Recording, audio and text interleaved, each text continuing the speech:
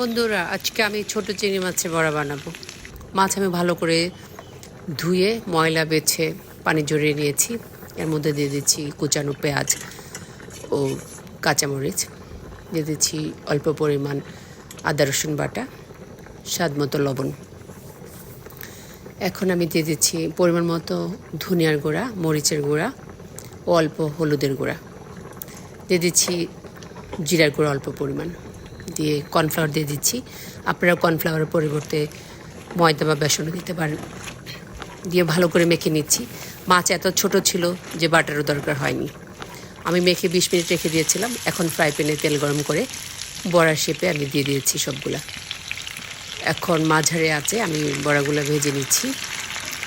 ভাজা হয়ে কয়েকটা শুকনো মরিচও আমি তেলের মধ্যে দিয়ে দিচ্ছি। এপাশ ওপাশ করে মোচমুচে করে আমি ভেজে উঠিয়ে নিচ্ছি। গরম ভাতের সঙ্গে খেতে কিন্তু খুবই ভালো লাগে।